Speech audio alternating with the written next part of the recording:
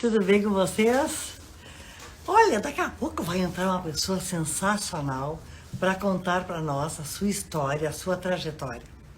Ele de muito cedo, muito novinho, começou a trabalhar na roça com os pais, que eram pequenos agricultores.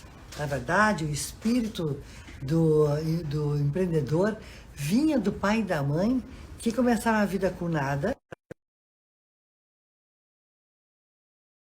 buscando terras e mais terras e mais terras, até a condição de poderem se fazer valer na vida, com condições para manter os seus 9 filhos. Irio Piva, prazer em te ter aqui, muito obrigada pelo teu aceite e muito obrigada por tu te disponibilizares a contar a tua bela história de vida. Oi, Suzana, tudo bem contigo? Que honra! Você sabe, né, Suzana, que eu fico te acompanhando ao longo desses tempos todos, né?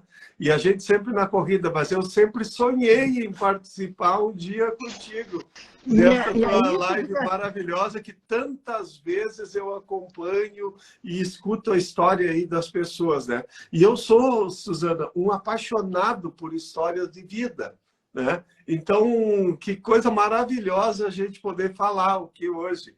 Eu espero não falar demais, viu, Suzana? Tu me corta aí, por favor, tá? Eu vou ter que dar umas interrompidas. Faça isso, que não tem problema nenhum, tá? Não te constranja em me cortar. Vou fazer um sinalzinho para ti. Faz um sinalzinho e eu já paro. Que legal. Que ótimo. Oi. Então vamos começar a tua história. Por favor, nos conta. Eu fiquei tão empolgada quando tu me falaste na nossa pré-live sobre a tua trajetória toda, que fizemos uma live pré nós dois.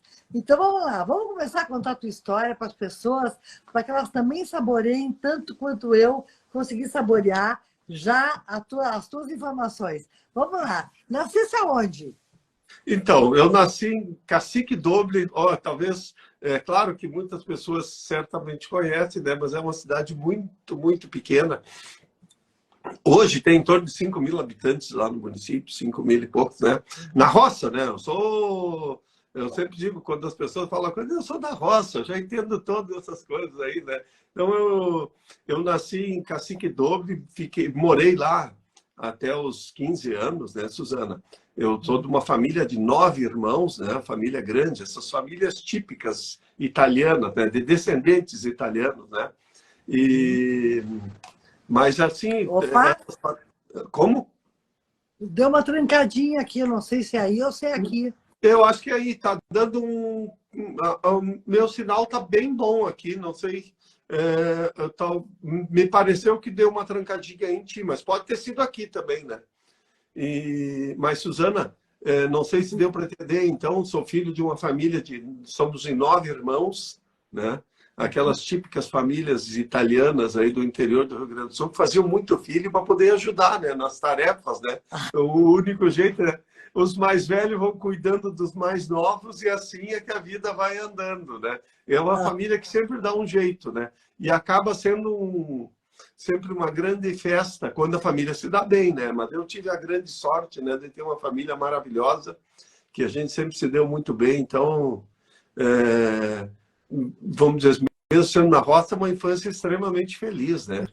E do lado... Aí tu ficaste na roça, tu trabalhava na roça mesmo? Sim.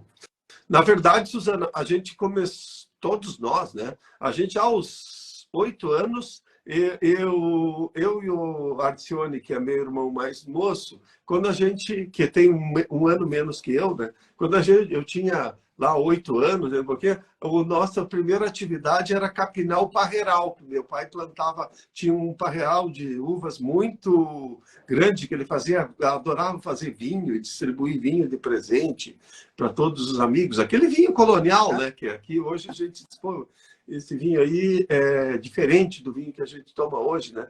E a gente tinha que cuidar do parreiral. Então, nós trabalhávamos um pouquinho e brincávamos um pouquinho, né, Suzana? A gente fazia nossos brinquedos, a gente nunca teve brinquedo comprado. Então, a gente fazia as patrolas, os brinquedinhos, tudo lá de pedra e de madeira, aquelas coisas. Então a gente, na verdade, trabalhava já aos 7, 8 anos um pouco, mas trabalhava e brincava mesmo, ao mesmo tempo, né?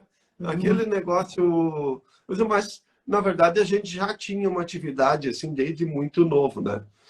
Lá em casa tinha um hábito, né? Minha mãe sempre dizia que a gente não podia levantar depois do sol nascer. Então, muito cedinho, a gente tinha que pular da cama. Sendo inverno, sendo verão, não tinha jeito, né? E aí, como é que foi a jogada? Vocês moravam lá, mas pelo que eu entendi, você morava no interior, é isso? Sim, sim, na rota mesmo, no interior mesmo. Na minha casa não tinha luz elétrica. Ô, Suzana, eu conheci televisão, eu conheci aos 13 anos na casa de uma tia minha, né? Porque não, na verdade não tinha, a gente morava lá, era um lugar que não tinha luz elétrica, não tinha nada, né? Era roça mesmo, né? Hoje já mudou. Como é que era para estudar, Írio? Então, na verdade, assim, até a 4ª série primária, a gente tinha uma escolinha lá da comunidade, né? Que eram chamadas capelas. Então, a gente estudava nessas escolinhas e a professora era a mesma, ao mesmo tempo ela dava aula dos alunos que estavam fazendo o 1º ano, o 2º ano, 3º ano, 4º ano, né? Então, a mesma professora, ao mesmo tempo, ela dava aula para quatro turmas diferentes, ela dava lá as atividades, a gente ia fazendo, ela ia para a turma do 2º ano. Tudo na mesma sala? Tudo na mesma sala, só tinha uma sala. Sei. Então, eu digo que eu tenho ainda hoje umas pequenas falhas assim de alfabetização, né? Por exemplo, eu não sei escrever, eu escrevo a letra cursiva, algumas letras eu não consigo escrever desse jeito, porque foi o jeito que a gente aprendeu, né? Sim. Mas era bacana, assim. Só que, claro que imagina a qualidade do ensino, né? Quando a mesma professora ela ensina na verdade, a gente tinha uma série que ela vinha antes da 1ª série, que lá se chamava de Cartilha. Hoje é o Jardim aqui de Infância, essa série, vamos dizer assim, inicial, antes do 1º ano. Então, a gente entrava numa série chamada Cartilha, depois era o 1º ano, o 2º ano. Então, na verdade, efetivamente, ela dava aula para 5 turmas ao mesmo tempo, né? Mas essa escolinha ficava perto da casa? Sim, dava uns 3 quilômetros, mais ou menos, 3 ou 4 quilômetros da minha casa. E a gente ia a pé, caminhando todo dia para lá. Sozinhos, né? Porque lá não tinha perigo. Sol, não tinha... Não, sol. Não importa, o que era, a gente ia tranquilo. Mas lá, né, Suzana, é tudo muito tranquilo, porque é um lugar que não oferece risco, né? Então, a gente saía de casa, ia para lá. Todas as pessoas que tu passava, as casas que estão ao redor, são de pessoas amigas, conhecidas. E aquilo é como se fosse uma grande comunidade, né? Porque as pessoas todas se querem bem, se dão. E a gente ia no caminho, o caminho de casa para a escola era sempre um caminho divertido, né? Porque a gente ia encontrando os amigos e ia juntos, né? Então, ia juntando, e depois, quando terminava a aula, voltava todo mundo para casa, e aí a gente levava 2 horas quase para chegar em casa de volta, porque a gente ia parando no caminho, brincava, e depois ia voltando. Era muito bom. E até que idade isso aconteceu? Então, na verdade, Suzana, eu saí de casa... Antes de vir para Porto Alegre, né, que eu vim aos 15 anos, eu saí 2 vezes para estudar fora de casa. A primeira vez, na verdade, eu até brinco que eu fui empregada doméstica, né, fui empregado doméstico aos 9 anos, porque foi a primeira vez que eu saí, eu fui morar na casa de uma tia minha, que morava numa outra comunidade, mas também na roça, né? E ela já tinha os filhos todos criados, já tinham saído de casa, e ela precisava de alguém que ajudasse nas tarefas domésticas, né? Daí falou com a minha mãe com 9 filhos, esse aqui mesmo.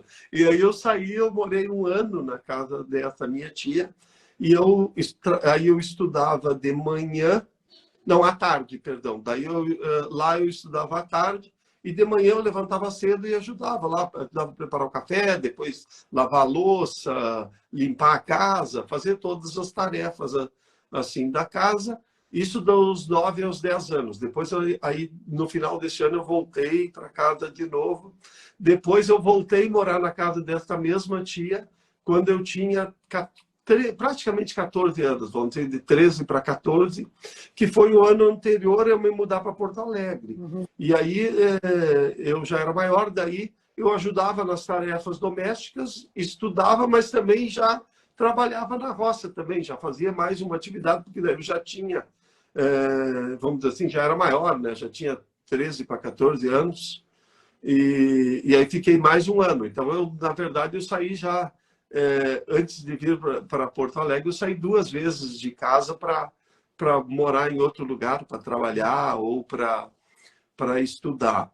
E nesse momento aí dos 13 para os 14 anos, já foi bom assim para mim, porque daí eu já tinha que estudar na cidade.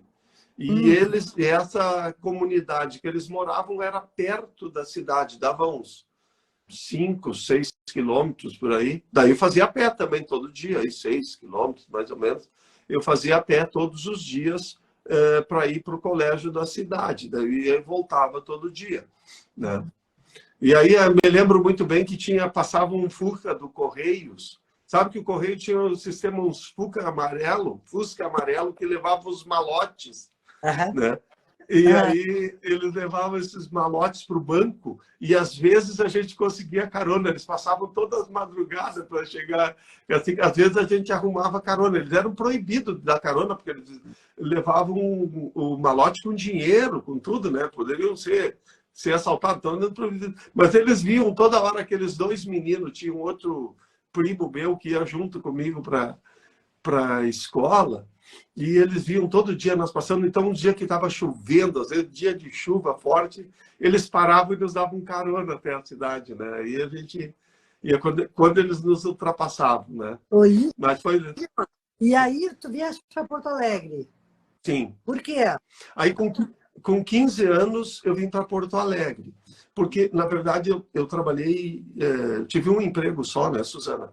Eu trabalhei no Tumeleiro, uma empresa que eu sou extremamente grato, que foi o meu único emprego.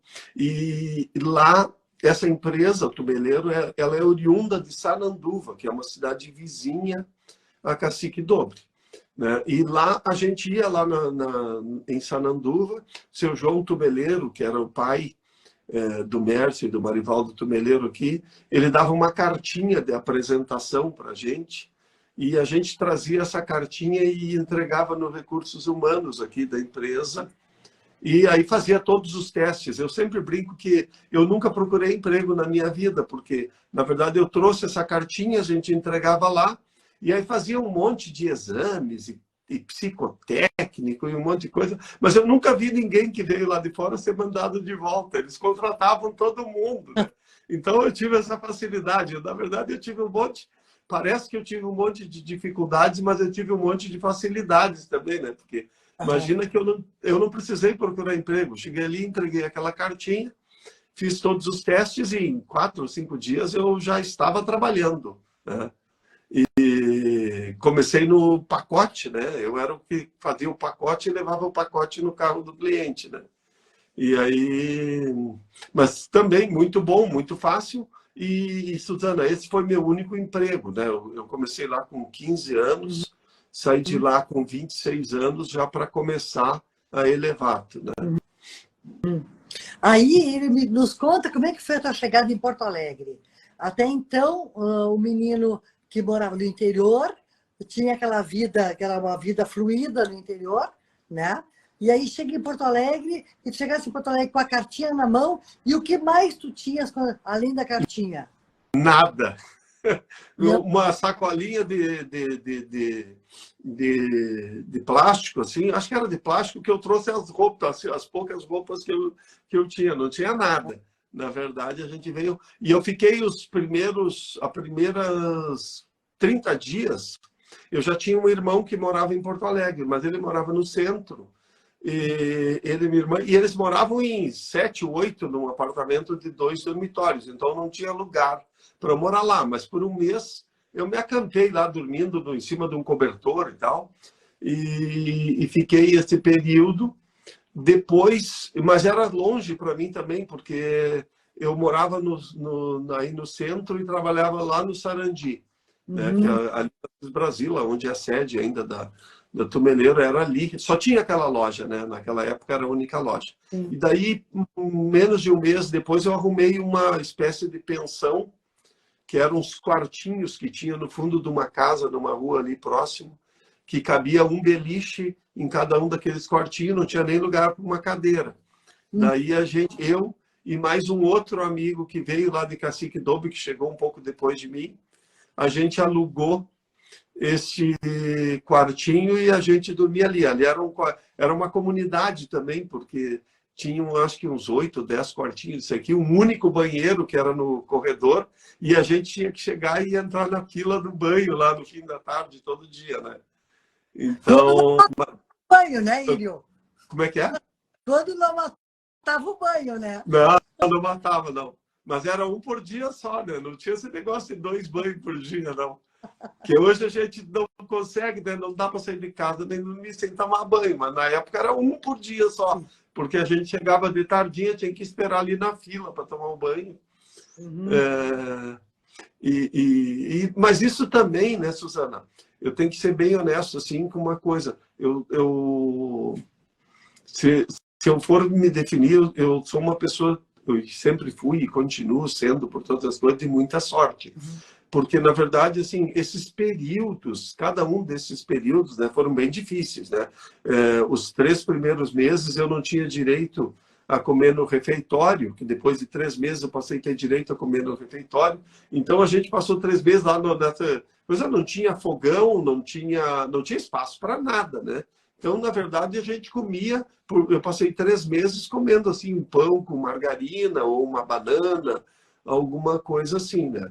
Porque comida mesmo, eu fiquei 3 meses sem provar um arroz, um feijão, ou qualquer coisa assim, né? Na verdade, era um lanchinho, que é o que a gente fazia, porque não tinha fogão, não tinha nada no lugar, né? E eu me lembro muito bem que a primeira vez, né? Hoje eu gostaria, né? Hoje eu gostaria de emagrecer, né? A gente precisaria ficar um tempo, né? A gente fica se cuidando com peso, né? Na época, a primeira vez que eu voltei para casa, minha mãe ficou desesperada, porque eu voltei vários quilos mais magro, né? Sim, sim. E foi o começo, assim, foi bastante difícil. Mas depois de 3 meses de trabalho, a gente ganhou o direito de comer no refeitório da empresa. Então, aí o almoço era muito gostoso, né? Daí a gente comia, que nem... Era a única refeição do dia, mas era boa, né? Porque a gente comia muito bem. E aí também as coisas foram acontecendo, porque pouco tempo depois, vamos dizer assim, aquele primeiro momento que eu ganhava não era bem o suficiente para eu pagar o aluguel, as passagens escolar, porque daí com 15 anos eu trabalhava de dia e estudava de noite, porque é uma coisa que eu nunca parei, que é alguma coisa que minha mãe não admitiria de jeito nenhum, é que a gente parasse de estudar. Então, muitos dos que vieram, que trabalhavam, eles só trabalhavam, ele não tinha esse intuito do estudo. Mas na nossa família isso era uma religião, né? Nós não podíamos parar de estudar de jeito nenhum. Então eu trabalhava de dia, estudava à noite, né? E aquilo que eu ganhava naquele primeiro momento não era suficiente para pagar lá a pequena mensalidade. O colégio era público, mas tinha uma taxinha, né? Se pagava naquela época, tinha que pagar as passagens para ir e voltar e se alimentar e pagar o aluguel. Aí eu consegui em pouco tempo uma oportunidade de, no fim de semana, no sábado à tarde, porque a loja fechava no sábado ao meio-dia. No sábado à tarde, no domingo, eu trabalhava de guarda dentro da loja, mas era um trabalho muito simples, assim, que era basicamente tinha os guardas que ficavam na portaria e nós ficávamos dentro da loja cuidando para ver se uma tomada não tinha ficado ligada. A empresa vendia muito e tinha uma única loja. Eles tinham um cuidado com aquela loja que, meu Deus do céu, imagina um incêndio numa loja de uma empresa que tem muitos empregados e que tem uma única sede. Então, a gente cuidava muito, ficava lá durante o dia no sábado à tarde, no domingo, andando por todos os lugares, revisando se tinha uma tomadinha ligada, se tinha ficado alguma luz, alguma coisa assim. E aquilo era muito bom, né, Suzana? Porque dava uma hora extra em 100% e ajudava, então, a complementar a renda para que eu pudesse aí pagar, então, a passagem escolar, me alimentar, mesmo que fosse de uma maneira um pouco precária, e pagar o aluguel. Então, até a gente, às vezes, voltava do colégio, saía... O colégio era na volta do Guerino, aqui, para quem é de Porto Alegre sabe, eu morava lá no Sarandi. Às vezes, nós saímos da aula às 11 horas da noite, terminava às 11 da noite, e ia caminhando para economizar uma passagem escolar, nós ia caminhando. Daí dava uns 10 quilômetros. A gente Nossa. estava 1h30 por aí para chegar em casa. Não fazia todos os dias isso, mas se era um dia bacana, assim, que não estava frio ou que não estava chovendo e tal, às vezes a gente fazia isso a pé. E, de novo, esse mesmo amigo que morava comigo lá nesse quartinho, ele estudava também no mesmo colégio. A gente estudava junto, e aí a gente caminhava junto também até em casa, ia conversando e tudo mais. Então, a gente ia fazendo... A gente sempre dava um jeito de fazer uma limonada do limão, né? Não importa o que é. Eu ia te perguntar exatamente isso, porque todas as vezes que eu te encontro, que nós conversamos, eu nunca te vi reclamando da vida. Nunca te vi. Sempre te vi sorrindo, sempre te vi, assim, em paz. Da onde vem essa tua condição, essa tua característica? Pois é, Suzana, sabe que essas coisas, assim, a gente aprendeu a ser resiliente, né? Acho que uma das coisas que a gente aprendeu, assim, em casa, pela condição... minha mãe era uma pessoa...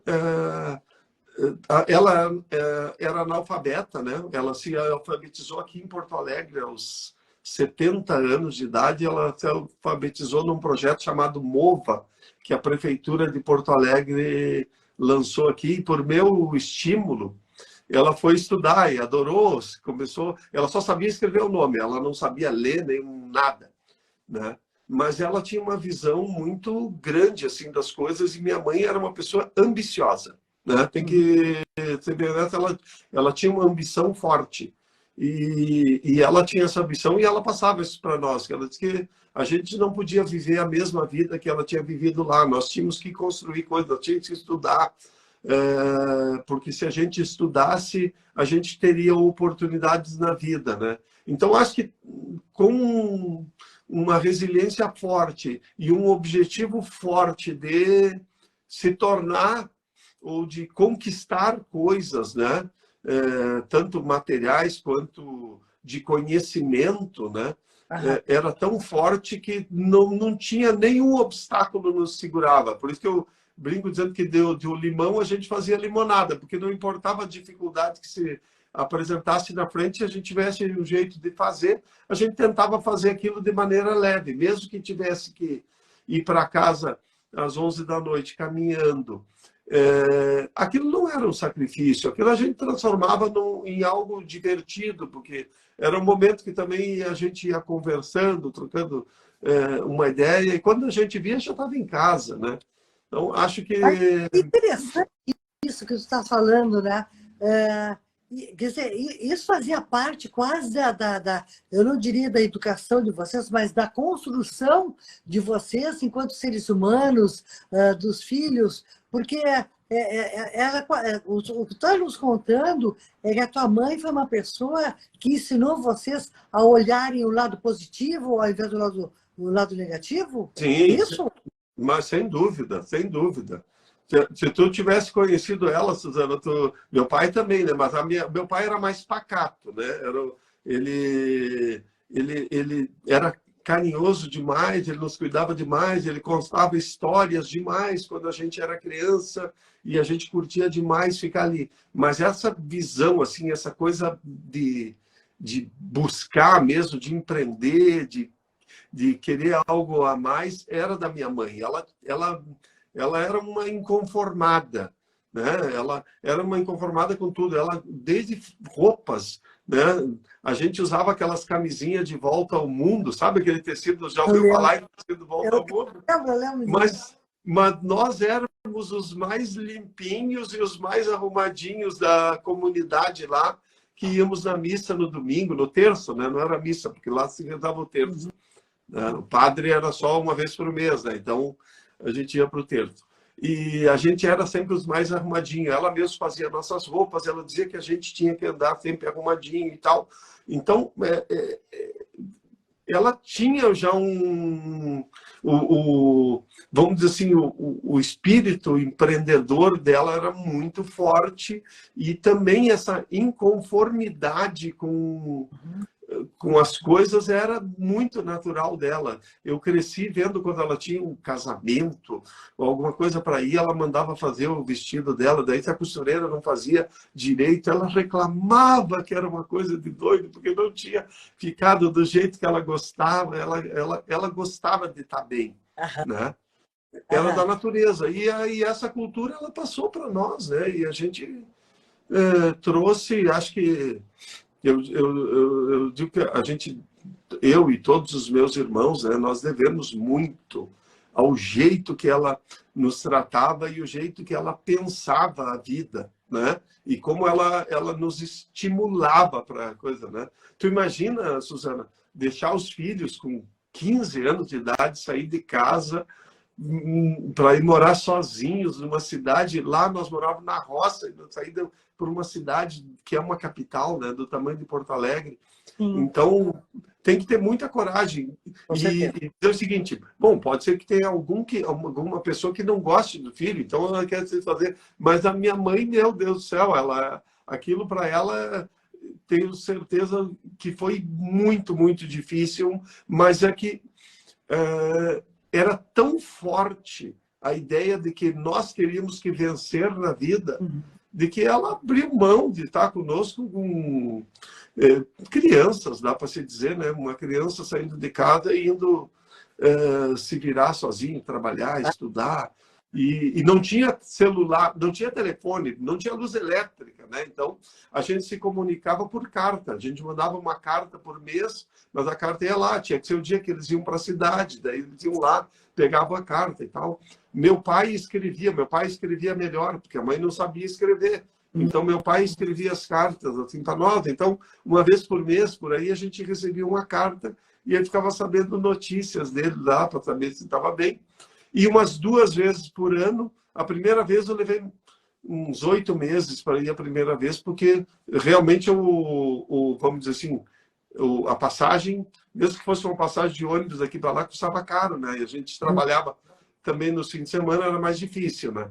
Mas depois, a cada 3, 4 meses, 5 meses, por aí, a gente ia lá vê-los, né? Então, a gente, à medida que era possível, a gente ia lá passar o fim de semana. Então. E aí me conta, quer dizer, me conta não, nos conta. Agora a gente vai ter que dar uma acelerada na jogada, porque tu ficaste no tumeleiro a partir dos 15 anos, até que idade? Até os 26, Susana. 26. 26. E ao longo desse período, tu fosse galgando outros postos.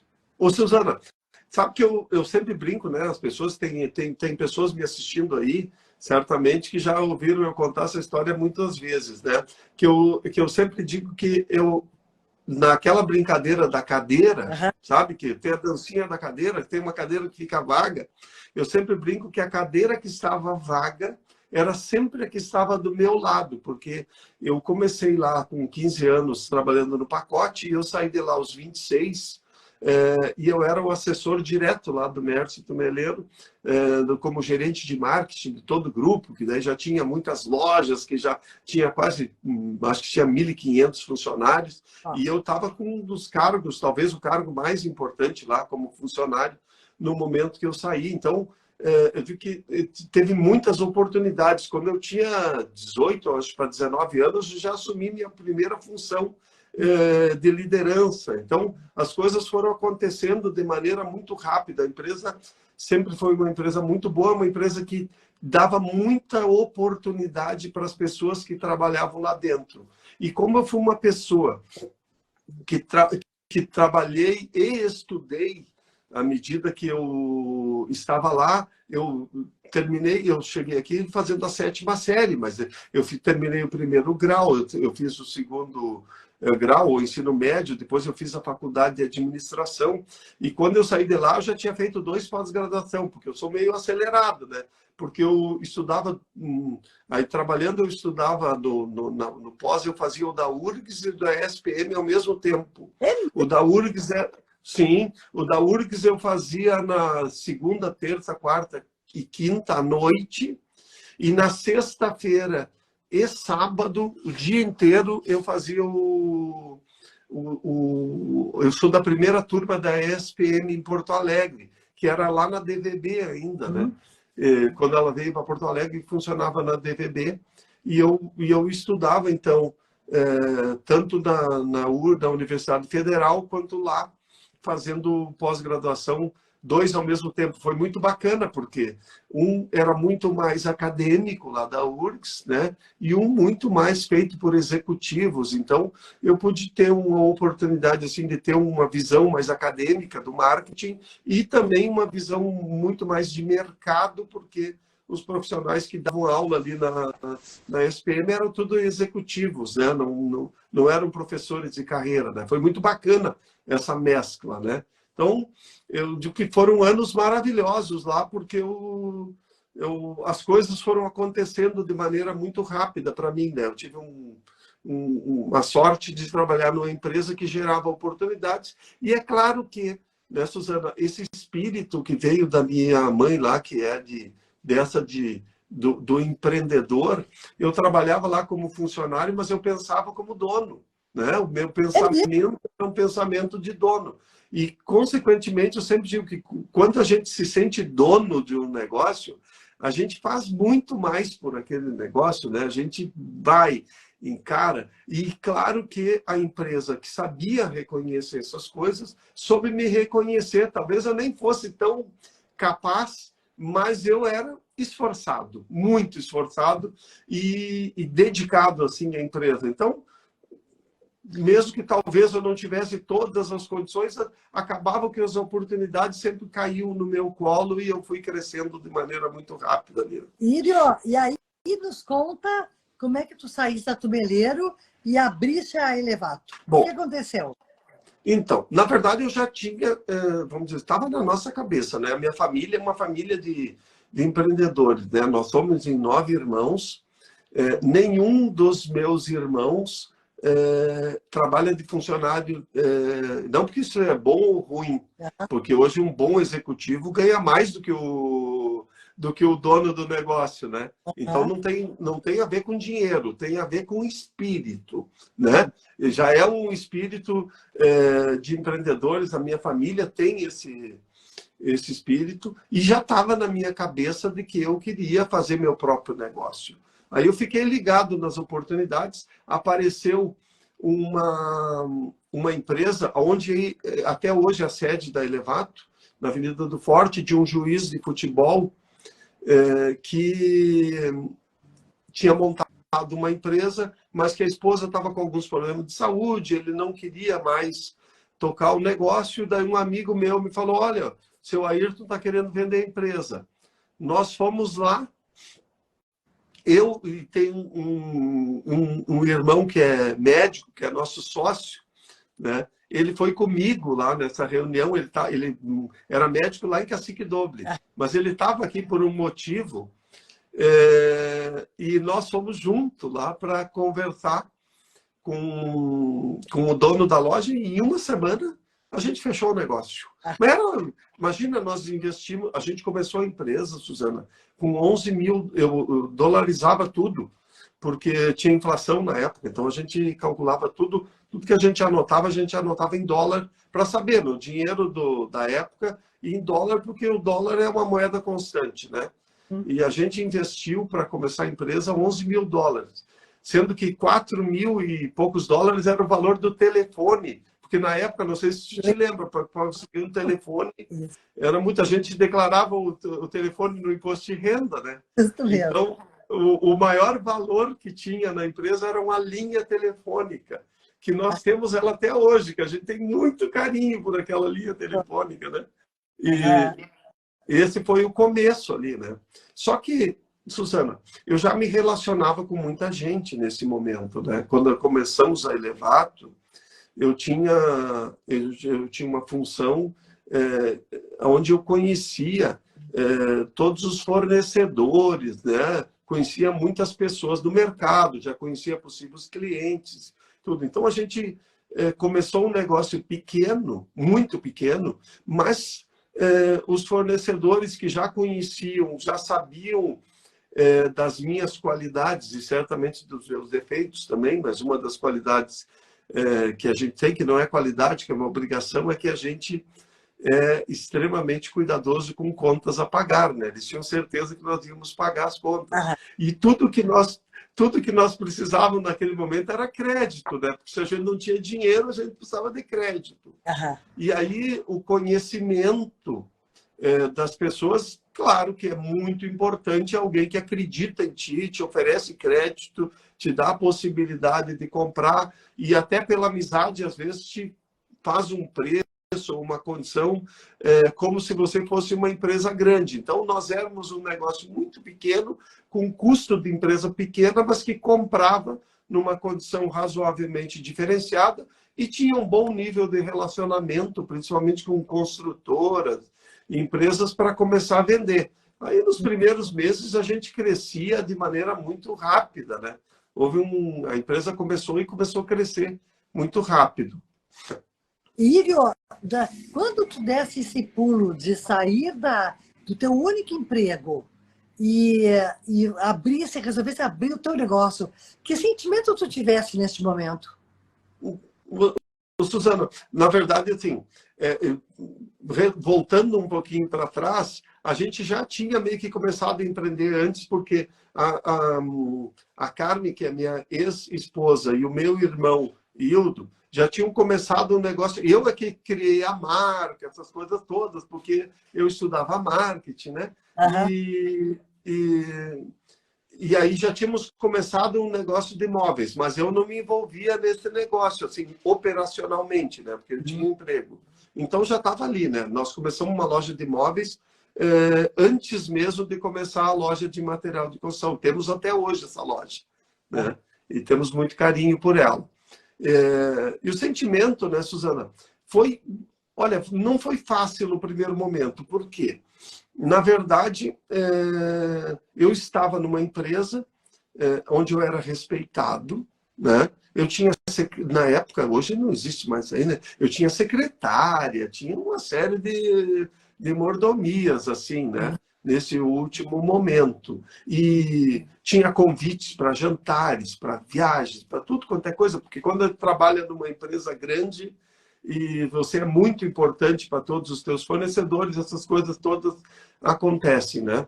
E aí sair dali, começar um negócio onde eu mesmo ajudava a descarregar, eu atendia os clientes, eu ajudava descarregar o caminhão quando chegava, cobrava, quer dizer, a gente fazia tudo. Então, minha vida saiu, naquele momento, de um executivo de uma empresa com 1.500 funcionários, onde eu tinha lá um dos principais cargos, para ser um cara que carregava e descarregava caminhão, que atendia os clientes, que vendia, que cobrava, fazia tudo, né? Então, claro que o primeiro momento não foi muito fácil, mas, de novo, é aquilo que eu te comentei no começo, né? É tentar fazer limonada desse limão, porque já que estava ali, que eu tinha que descarregar o caminhão, fazia aquilo ali com amor, com carinho, e as coisas também, naquele primeiro momento, aconteceram de maneira razoavelmente rápida, porque a empresa cresceu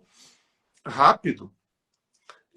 E a gente começou a contratar outras pessoas também. Então, logo veio mais gente. Então, também 2 meses ou 3 meses, mais ou menos 3 meses depois que eu comecei a empresa, a gente já começou todos sócios, né? Os irmãos, porque essas coisas de italiano, né? Que a gente era tudo sócio, mas eu trabalhava sozinho lá, naquele Sim. momento. Aham. E aí eu tive uma fatalidade, uma coisa muito ridícula, porque eu jogava vôlei, jogava assim, de brincadeira, né? E jogando vôlei, uma coisa incrível, né? Fraturar o pé jogando vôlei é uma coisa meio inédita, né? E aí eu estava lá nos primeiros meses, eu que tinha que atender os clientes, eu que tinha que descarregar o caminhão, a gente tinha uma pessoa que ajudava. Mas aí eu quebrei o pé. E aí? E aí eu tinha que... Mas claro que eu não fiquei nem um dia sem trabalhar, porque senão a empresa tinha que fechar.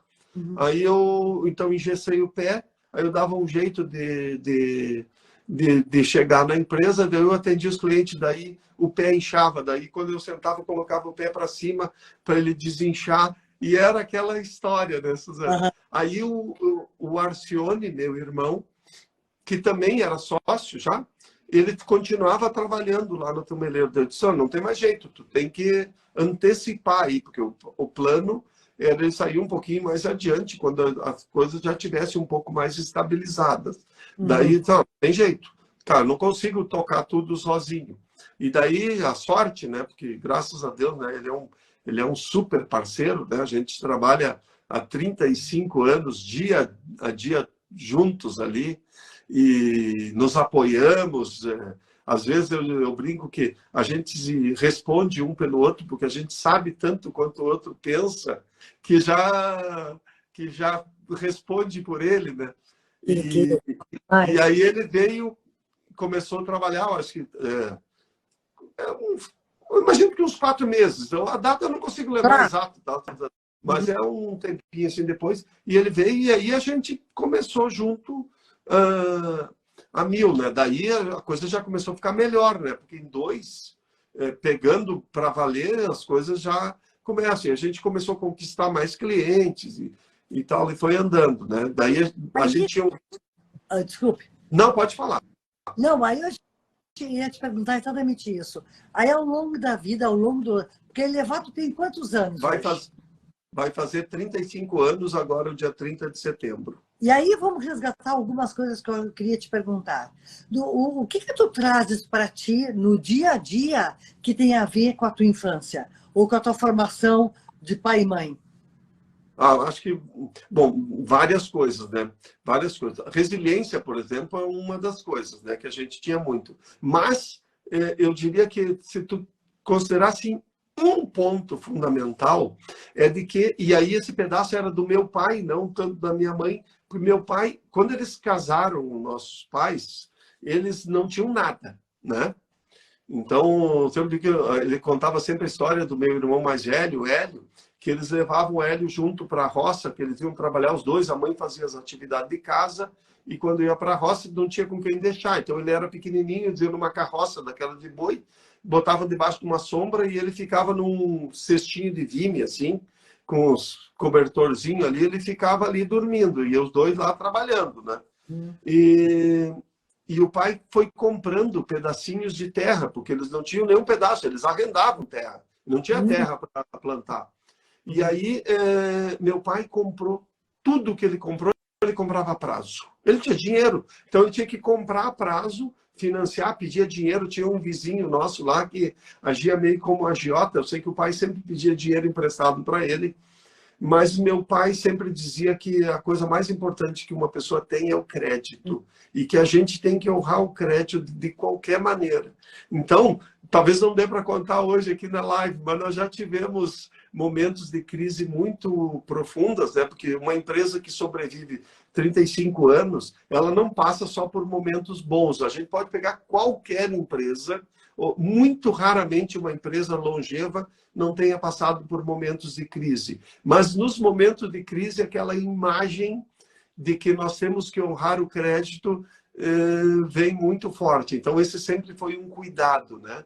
E esses valores da idoneidade, do cuidado com o crédito, de cumprir com aquilo que prometeu, que está tudo junto aí, são coisas que são muito fortes para nós. A ponto, Suzana, de em momentos assim a gente perder funcionários muito bons, que às vezes vão sair porque tem uma outra oportunidade e ele é alguém que a gente já está pensando para uma outra oportunidade e a gente prefere perder. E certamente tem funcionários aí que estão vendo, nos assistindo, vão poder me dizer, você é um mentiroso se não for desse jeito, né? A gente prefere perder a pessoa do que fazer uma promessa para ela de que vai acontecer alguma coisa ali na frente, né? Porque aquilo que a gente promete, a gente tem que cumprir de qualquer maneira. Isso ajudou a moldar o jeito que a empresa age em relação aos clientes, em relação aos funcionários, em relação aos fornecedores, né? Que é aquele cuidado com coisa, uma palavra nossa tem, nesse sentido, ela tem um peso tão grande quanto, ou até maior do que fazer um documento, ir lá e assinar e registrar em cartório, né? E, Então, esses valores, eles vieram muito fortes, assim, dos nossos pais, né? e conta para nós, são 35 anos de Elevato, quantas lojas hoje em dia? Agora, nesse momento, com a Demóveis e a Wellness Shop, que é a nossa última experiência aí, que a gente inaugurou há pouco tempo, são 23. Mas, Suzana, nós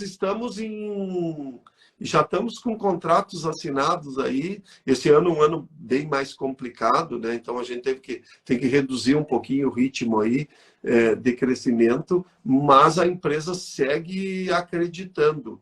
Mesmo que o momento seja difícil, a gente vai abrir mais lojas, né? Nesse momento, já estamos fazendo uma, até o Arthur já apontou ali, meu filho, ó, tá aqui 24, mas a 24 vai ser daqui um mês, é que ele sempre se adianta, né? Porque nós já estamos fazendo a loja, é que a gente já está fazendo, né? A loja está sendo feita, que é em Sapiranga, a gente está fazendo uma loja nova lá e já está na conta, né? Tá certo. Quantos colaboradores? Hoje tem um pouco mais de 400 colaboradores. E quando tu olhas para essa realidade, essa atualidade, melhor dizendo, e tu pensa no teu passado, o que te vem? Uma sensação muito grande, assim, de... Claro, a gente errou muito nesses anos, viu, Suzana? Muito. A gente cometeu muitos erros, tá? Mas tem uma sensação, assim, não diria de dever cumprido, porque o dever não está cumprido ainda, porque eu não quero me aposentar, né? Eu quero trabalhar até mais de 90 anos. Então, eu tenho muito dever ainda para cumprir, né? Mas, porque eu faço com amor, eu adoro fazer o que eu faço. A gente tem pessoas maravilhosas dentro da empresa, então estar lá é um momento bom. Eu não canso de estar lá, porque a gente está do lado de pessoas que a gente gosta, que gostam de nós, que querem bem a empresa, né? Então, mas de qualquer maneira tem aí uma sensação gostosa aí de dizer, puxa, deu certo, né? Deu certo. Valeu a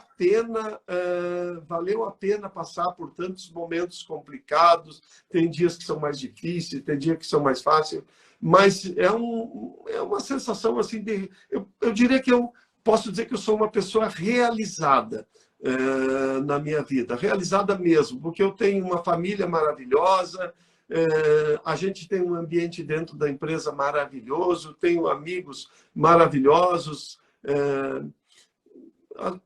A minha vida é muito boa, na verdade, né? Isso que eu posso te dizer. E eu tenho, assim, além da Elevato, tu tens hoje um cargo de um líder empresarial. Aliás, para quem não sabe, o Írio preside a CDL Poa e o Arcione, irmão do Írio, sócio do Írio, preside o Cindy Lojas. O que faz e o que fez com que vocês tenham assumido a liderança empresarial nessas entidades? Olha, Suzana, na verdade, até tanto eu quanto o Arcione, nós já fomos presidente da Associação dos Comerciantes de Materiais de Construção já há muitos anos. Eu fui, depois o Arcione, 2 gestões depois, ou 3, foi também. Eu fui presidente 2 vezes de uma associação de lojas que a gente tem, que a Elevato faz parte, que chama Casa VIP. Eu já fui vice-presidente da Associação Nacional dos Comerciantes de Materiais de Construção. Agora eu estou no 2º mandato aí da CDL, né? Já indo mais para o fim. E, Suzana, tanto eu quanto o Arcione, a gente tem uma filosofia. Eu, ao menos, penso muito assim... a gente começou aqui a nossa live falando da minha infância, né? E que eu saí lá de Cacique Dobre. Os meus sonhos eram muito pequenos, Suzana, muito pequenos, né?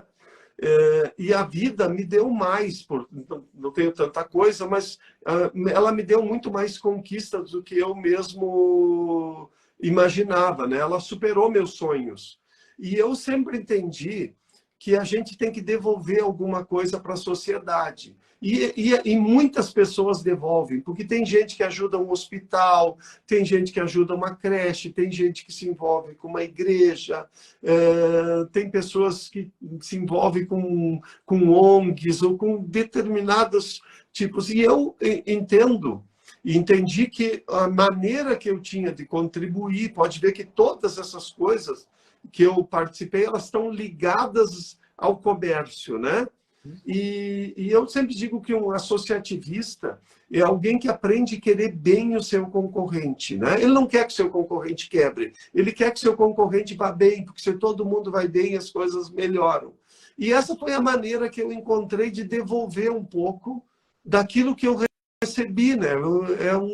Deus me deu mais do que eu sonhei. Como é que eu vou retribuir tudo isso que eu ganhei? É se dedicando de maneira, vamos dizer assim, voluntária a causas que ajudem a desenvolver um setor, né? Você sabe, né, Suzana, quanta gente lutou aí nesse período de pandemia e tudo. Eu sempre digo, às vezes alguém dizia, pô, mas tua empresa está bem, está até no momento bom. Pô, mas tem tanta gente, né? Eu chorei, teve várias vezes em reunião da CDL.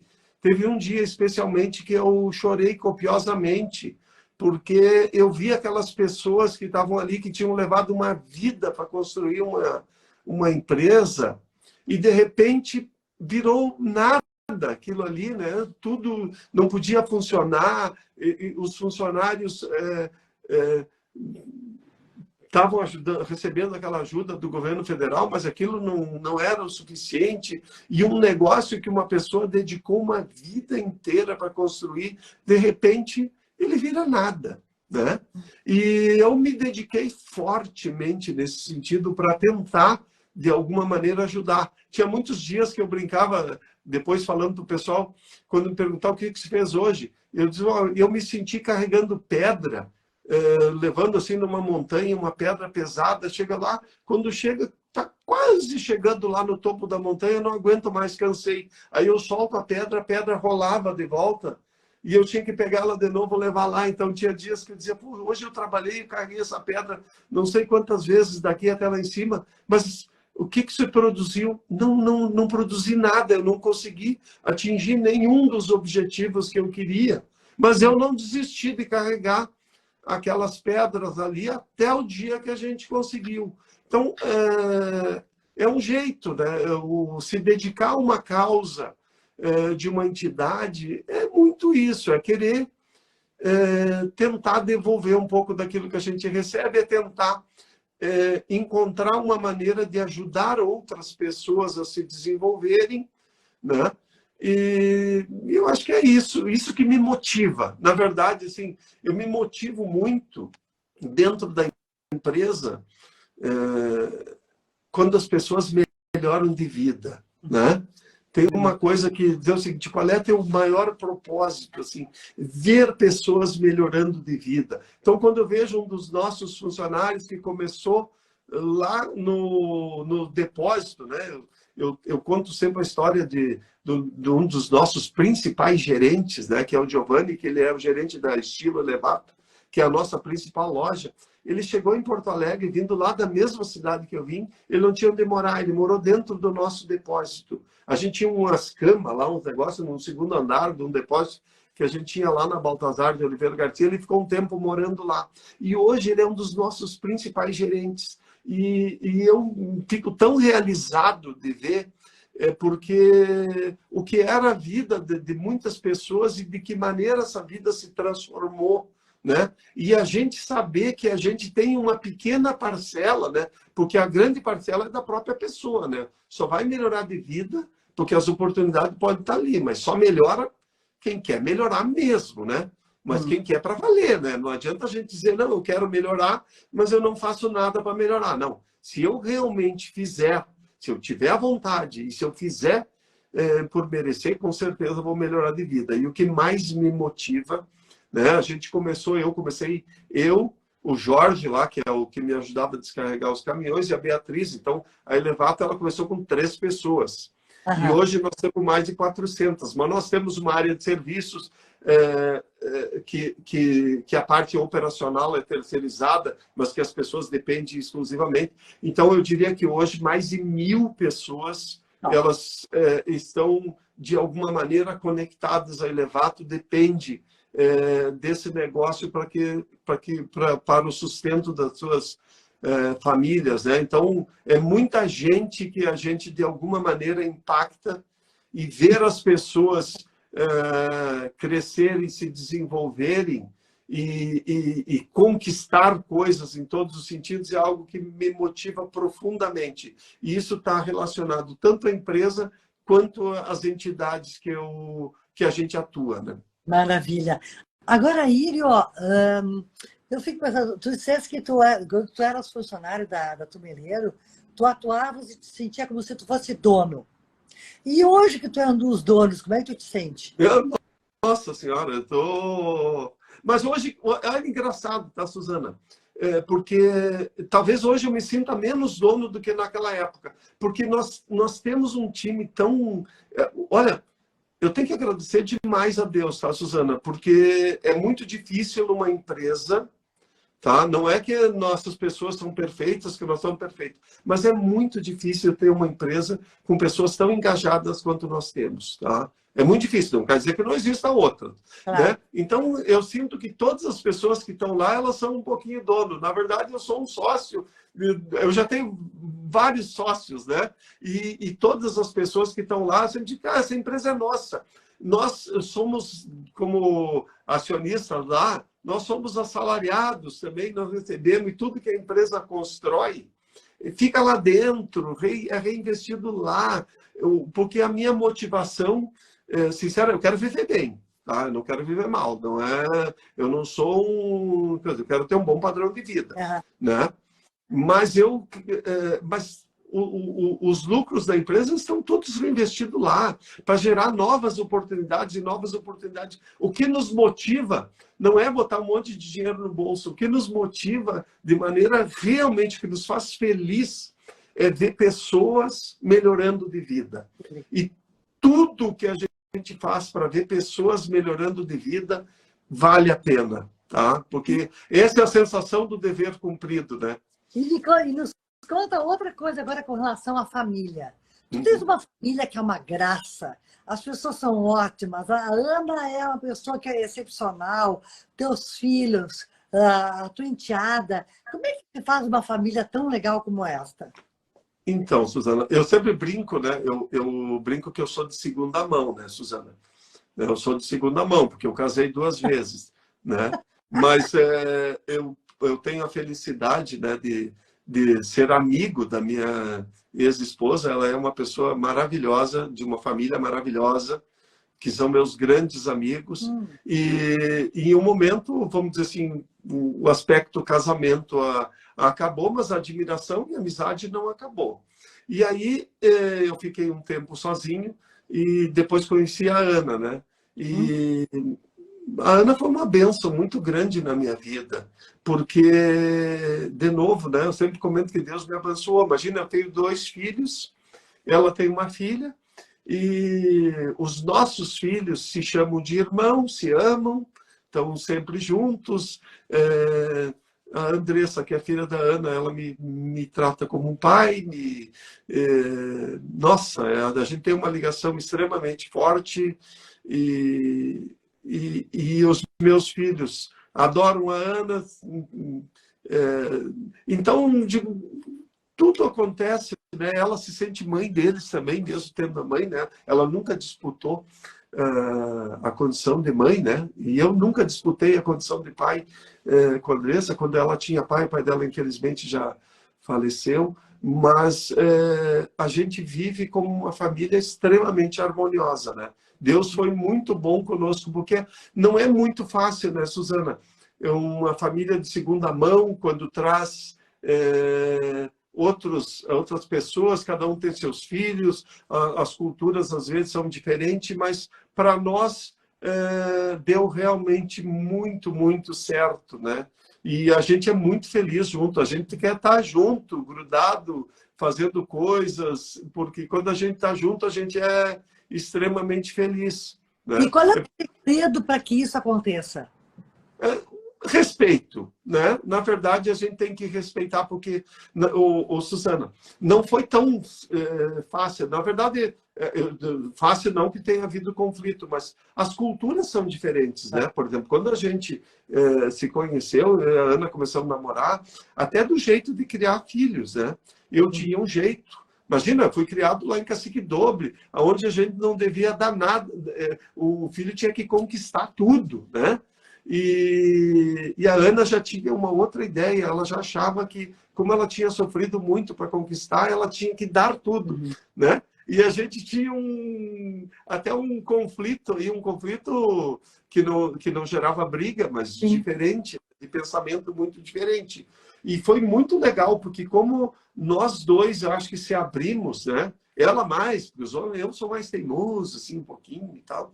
Mas ela me ajudou muito nisso, né? E a gente, acho que encontrou um equilíbrio muito bom, né? A gente construiu uma relação muito saudável, mas baseada no respeito e no amor, né? Então, acaba que hoje, nossa, a gente tem uma harmonia muito grande, né? Eu não imagino a minha vida de jeito nenhum, longe de nenhum dos meus filhos, da Andressa, que é minha enteada, que eu chamo ela de minha filha. Agora, aliás, a Suzana, ela está no hospital hoje, a Andressa, né? Ela teve um acidente de carro, fraturou a mão, teve que fazer uma cirurgia. E aí eu liguei lá para o médico que fez a cirurgia, que é um amigo, um conhecido meu, e disse, cuida bem, é a minha filha que está aí fazendo. Depois eu liguei de volta para dizer, não, mas o nome dela é Andressa de Medeiros Brum, porque daqui a pouco ele ia procurar por uma Andressa Piva, né? E eu digo, não, eu tenho que avisar que o nome é Andressa de Medeiros Brum, porque é a minha filha. E aí o nome não é o mesmo, né? Então, são essas coisas, mas rapidamente ele identificou. Ela está na live, está no hospital, mas está na live. Um beijo. Um beijo, Andressa. Te amo. Agora, Írio, nós estamos indo para os momentos finais. Eu gostaria de te pedir que tu pensasse e nos dissesse alguma coisa como mensagem final. Então, Suzana, puxa vida, o que eu de mensagem final que eu queria deixar que eu acho que fez diferença na minha vida, a resiliência, né? A resiliência é quando você quer uma coisa e encarar aquela coisa com determinação e não ligar para os obstáculos. Eu quero isso, eu vou lá e eu vou construir. Fazer as coisas que a gente faz com amor. Tocar, eu só não estou dizendo só para as pessoas que trabalham lá na Elevato, né? Acho que coisas que me ajudaram é trabalhar num negócio enquanto eu estou lá, eu penso como se eu fosse dono daquele negócio. E se eu queria dizer uma mensagem para quem está vendo e que quer se desenvolver, se vocês agirem desta maneira, se a gente agir com esse amor, com esse sentimento de dono e com resiliência na hora que os problemas acontecem, eu tenho certeza que não tem obstáculos que a gente não possa vencer. Cada obstáculo pode ser vencido, né? Bárbara, essa mensagem de fé, de esperança, esse momento tão humano que nós vivemos aqui, escutando o Írio, a vida do Írio, e eu que conheço o Írio há alguns anos, e já tive algumas passagens, inclusive de negociação com ele, e hoje nós somos, enfim, nós somos parceiros na liderança de entidades, o Írio na CDL Poa e eu na Associação Comercial de Porto Alegre. Me chama muita atenção sempre o Írio aberto e sempre positivo para ir adiante, para compor, para complementar, onde realmente não existe competição, existe uma coisa chamada compartilhamento, fraternidade, solidariedade, apoio, ajuda. É isso que eu percebo na relação contigo e nas oportunidades que nós tivemos ao longo da vida. Eu queria muito, mais uma vez, te agradecer essa grande oportunidade que tu nos desse de apresentar a tua vida, de seres inspirador, de nos mostrar que quando a gente é resiliente e a gente tem fé e sabe olhar o copo meio cheio e não meio vazio, né? As coisas acontecem, Deus está eu acredito nisso, Deus está lá em cima para nos ajudar, seja o Deus que for, né? Mas é depositar a fé na esperança de que realmente a gente consiga e consegue fazer o sonho acontecer, desde que nós sejamos humanos, humildes e generosos. Sozinhos, nós não fazemos nada. Na composição, nós somos capazes de fazer muito. Então, Írio, muito obrigada. Um abraço, um beijo para ti. Ana, um abraço e um beijo para ti também. Muito obrigada a todos vocês que estiverem conosco. Permaneçam conosco. Nós sempre teremos histórias inspiradoras para que realmente a gente possa movimentar a nossa vida com mais energia e com mais fé de que realmente a gente pode mudar se nós quisermos acreditar que a mudança é possível. Suzana, que legal. Muito, muito obrigado, viu, Suzana, pela oportunidade. Eu queria aproveitar, eu sei que meus dois... tá a Andressa ligado, tá o Arthur aí ligado, tá a Érica ligada e tá a Ana ligada. Minha família tá toda aí, ó. Amo vocês demais, viu? E te agradecer muito, viu, Suzana, pelo esse bate-papo agradável. Eu até ia dizer, não dá para nós continuar mais um pouquinho aí. Terminou nosso tempo, mas foi tão gostoso falar contigo aqui, Suzana. Tu é uma pessoa muito especial, né? Eu, na conversa que tivemos aí na semana passada, meu Deus, depois estava dizendo para a Ana em casa, nossa, a Suzana, ela vai lá no fundo da alma da gente para fazer a pergunta, né? Ela tira coisas do baú.